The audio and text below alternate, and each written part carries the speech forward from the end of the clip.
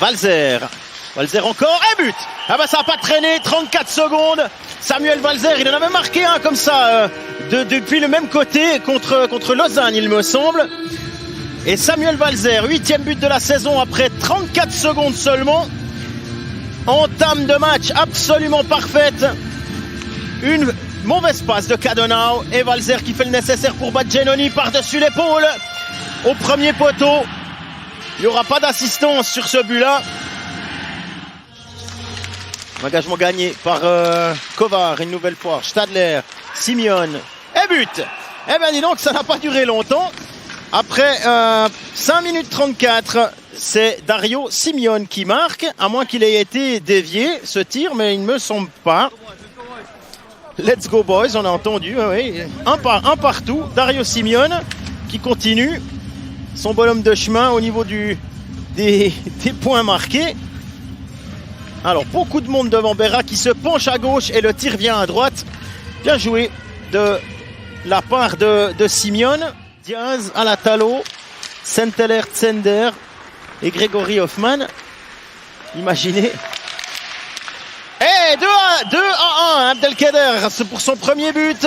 Déviation juste devant Berra, alors qu'on joue même pas la 10e minute. Oui, on joue la 10e, 9-34. Premier but sous ces nouvelles couleurs. Alors, Marchini. Et qui a tiré là? C'est Shore, il me semble. Ah ouais, c'est bien Shore qui obtiendra un assist, lui qui est tout près du point par match déjà. Et Marchini aura aussi une mention d'aide, maîtrisée par Yecker. Bikoff. Domenico Bikoff, il y a Sprunger de l'autre côté, c'est pour lui. Et Zug se marque un but tout seul. Ce but ira à Julien Sprunger. Ça faisait 13 matchs depuis le 31 janvier qu'il n'avait plus marqué. Le capitaine fribourgeois. On revoit Di Domenico Bikoff. La passe pour Sprunger. Et puis ensuite, ça touche Giannoni, Stadler et finalement le patin d'un dernier homme. Ouais, c'est Allen Spar. Et c'est 2 partout. Et le but sera à maintenant. On réussit à mettre la défense dans la difficulté. Superbe. Ce but-là est magnifique aussi. Récupération, Kovar qui décale Simeon et Simeon qui offre un caviar. Il n'y avait plus qu'à la pousser au fond.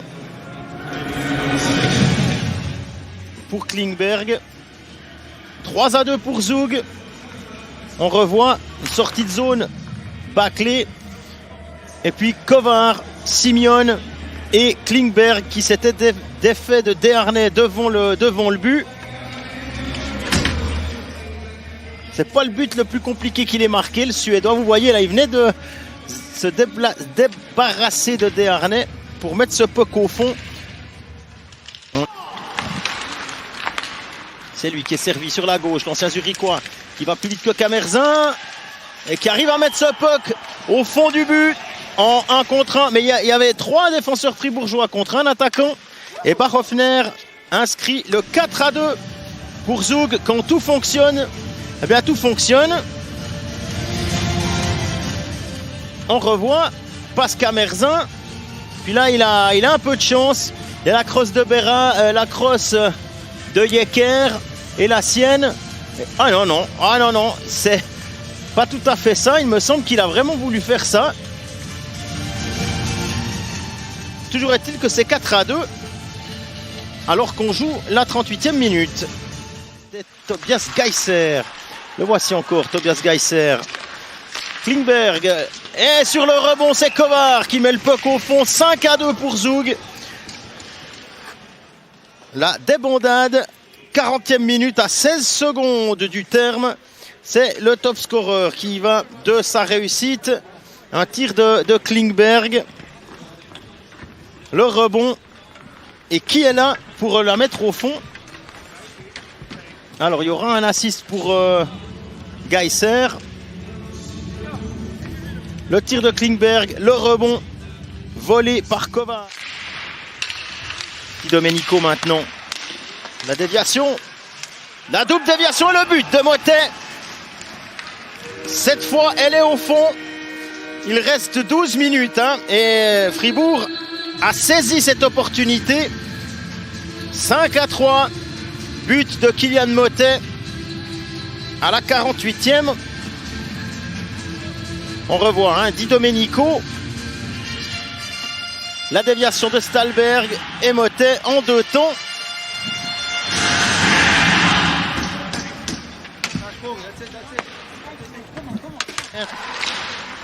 Kovar. Oh la passe, super pour Klingberg face à Berra. Ouais. Et but. Et le but, c'est Geiser qui avait bien suivi. Et Berra est fou de rage là. Hein. Et on l'a presque entendu crier jusque-là. 6-3. Alors que Fribourg, il y a moins de 2 minutes, avait réduit l'écart. 50e, Tobias Geiser met son nom sur le tableau de pointage. Il l'avait déjà, mais là comme buteur, on revoit Klingberg qui a voulu jouer un tour. Et puis il y a c'est Gunderson qui n'arrive pas à dégager ce puck alors qu'il est sur sa crosse. À ce moment-là, et Geiser qui a bien suivi, qui pousse la rondelle entre les jambes de Reto Berra. 6-3. La première confrontation entre les deux équipes. Là, il y aura une pénalité. Une nouvelle pénalité. C'est Bachhoffner qui va être puni cette fois.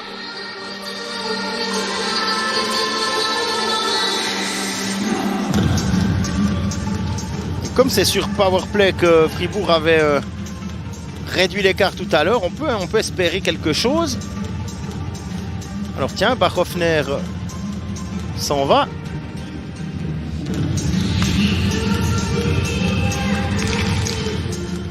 Ouais, alors ça c'est quand même très bizarre qu'on donne un penalty là-dessus. Mais enfin c'est en tout cas ce que l'arbitre a décidé. Les règles ayant changé.